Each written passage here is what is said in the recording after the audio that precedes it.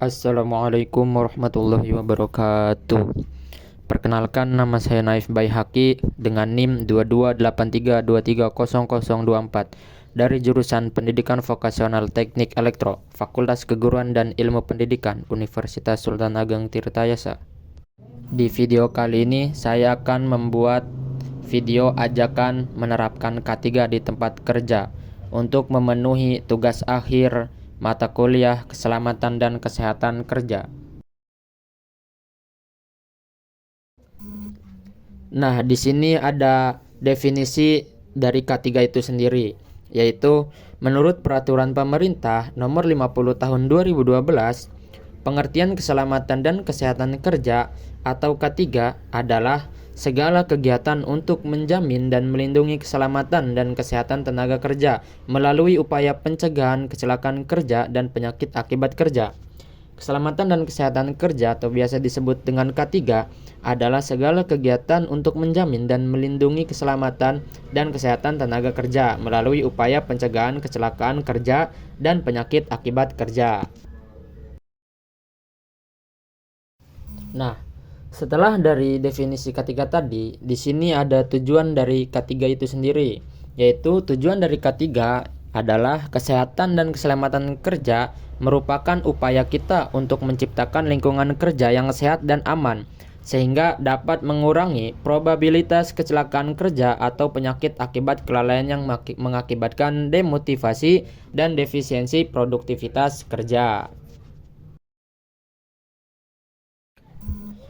Selanjutnya ada upaya pencegahan kecelakaan kerja melalui pengendalian bahaya di tempat kerja. Nah, terjadinya kecelakaan kerja ini merupakan suatu bentuk kerugian baik bagi korban kecelakaan kerja maupun perusahaan atau organisasi. Upaya pencegahan kecelakaan kerja diperlukan untuk menghindari kerugian-kerugian yang timbul serta untuk meningkatkan kinerja keselamatan kerja di tempat kerja. Di sini ada dua gambar upaya pencegahan kecelakaan kerja. Nah, gambar yang pertama ini ialah diadakannya pelatihan dan pendidikan K3 terhadap tenaga kerja. Nah, diadakannya pelatihan ini agar para pekerja mematuhi APD yang telah disediakan oleh perusahaan itu sendiri. Dan untuk gambar nomor 2 ini ialah pemantauan dan pengendalian kondisi tidak aman di tempat kerja. Nah, inilah dua gambar upaya pencegahan kecelakaan kerja. Nah, di sini ada beberapa kecelakaan di tempat kerja. Yang pertama itu ada terjatuh saat si pekerja ini bekerja, dan yang kedua tertimpa benda jatuh, yang ketiga tertumbuk atau terkena benda peralatan kerja, dan yang keempat terjepit oleh benda atau peralatan kerja, dan yang terakhir ada tersengat arus listrik. Bisa kalian lihat contoh-contoh kecelakaan di tempat kerja pada gambar tersebut. Kecelakaan kerja yang terjadi pada diri seorang dapat menyebabkan antara lain luka-luka pada tubuh si pekerja, cacat pada tubuh si pekerja itu, dan yang paling parah bisa terjadinya kematian.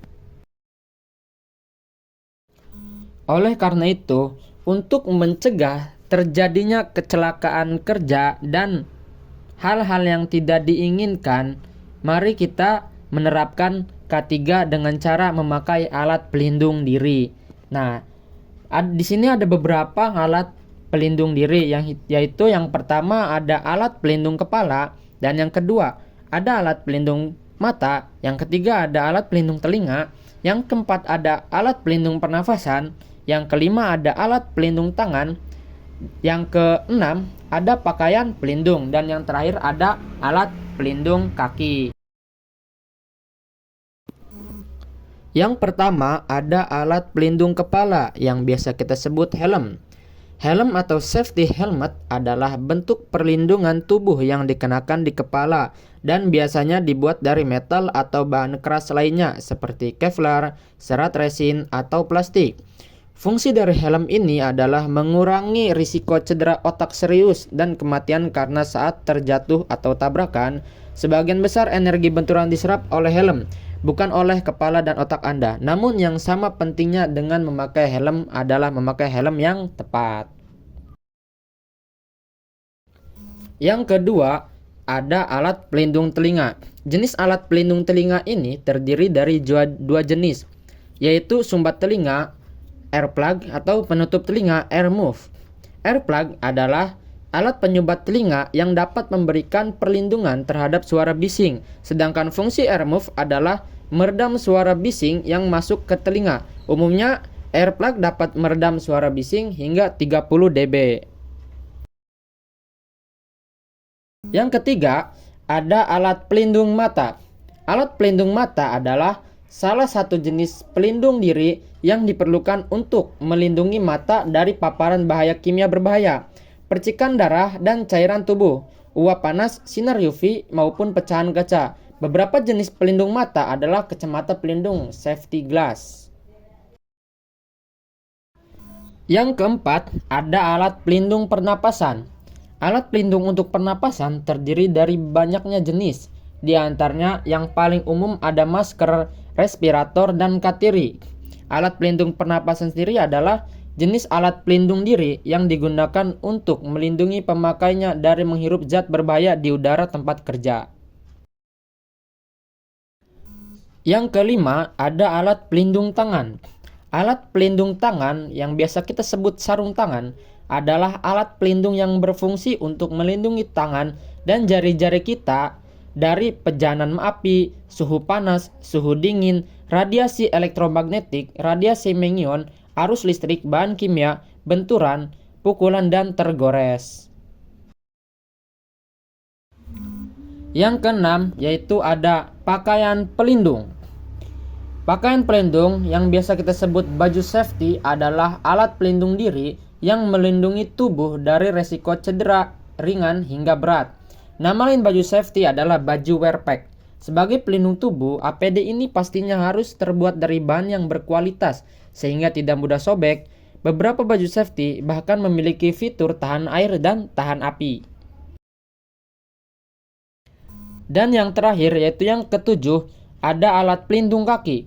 Alat pelindung kaki adalah untuk melindungi kaki dari benturan benda berat, cairan panas atau dingin, suhu ekstrim, bahan kimia berbahaya, jas drenik, tergelincir, dan benda tajam. Jenis alat pelindung ini berupa sepatu keselamatan pekerjaan pengecoran, peleburan, pekerjaan yang berpotensi bahaya, peledakan, dan lain sebagainya. Hai, kenal ini. Ini namanya si Budi. Dia seorang pekerja di PT Pertamina EP Aset 1 Jambi. Hari ini Budi ditugaskan oleh atasannya untuk mengencangkan baut yang longgar di atas rig.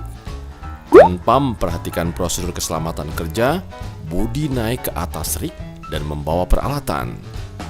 Saat mengencangkan baut, alat-alat yang dibawanya jatuh dan hampir menimpa atasannya. Si Budi pun ditegur oleh atasannya dan disuruh turun. Karena terburu-buru, Budi terjatuh dan kembali dapat teguran dari atasannya. Akhirnya, atasannya menasihati Budi untuk menggunakan full body harness dan selalu memperhatikan prosedur keselamatan kerja apabila bekerja di ketinggian. Nah, sekarang si Budi sudah berpakaian APD lengkap dan siap menjalankan tugasnya. Demi keselamatan kerja, tetaplah memperhatikan keadaan sekitar dan taat pada aturan.